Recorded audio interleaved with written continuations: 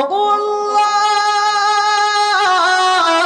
ওগো মালিক, যত গুনাহ করেছি, যত নাফরমানি করেছি, যত অন্যায় কাজ করেছি, আল্লাহ গো আমি তোমার কাছে তাওবা করলাম, তোমার কাছে ওয়াদাবদ্ধ হলাম, আল্লাহ আমি আর জিন্দেগিতে গুনাহ করব না, আমি আর অন্যায় কাজ করব না। ওগো আল্লাহ, তুমি আমাকে মাফ করে দাও। তুমি যদি আমাকে মাফ না করো, কে আমাকে মাফ করবে? ওগো আল্লাহ, দুনিয়াতে দেখেছি মা যখন তাড়া দেয় তখন বাবার কাছে আশ্রয় নেওয়া যায়, বাবা যখন তাড়া দেয় তখন মার কাছে আশ্রয় নেওয়া যায়, মা বাবা যখন তাড়া দেয় তাহলে দুনিয়ার কারো না কারো কাছে আশ্রয় নেওয়া যায়। ওগো আল্লাহ,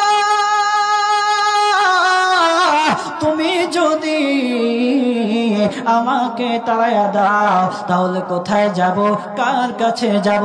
দুনিয়ার কেউ না কেউ আশ্রয় দেওয়ার মতো আছে। তুমি তো আমাদের মালিক, তুমি তো আমার মালিক, তুমি যদি তাড়ায়া দাও তাহলে কারো কাছে আশ্রয় নেওয়ার মতো নাই। আল্লাহ গো তুমি আমাকে মাফ করে দাও।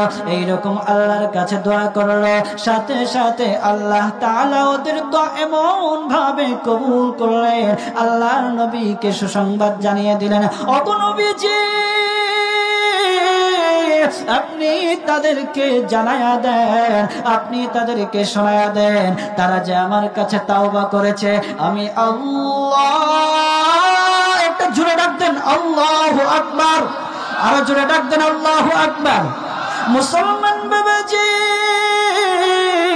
আল্লাহর নবী মুহাম্মদুর রাসূলুল্লাহ সাল্লাল্লাহু আলাইহি ওয়াসাল্লামকে আল্লাহ তাআলা সুসংবাদ জানিয়ে দিলেন, ওগো নবীজি আপনি তাদেরকে জানায়া দেন তারা যে আমার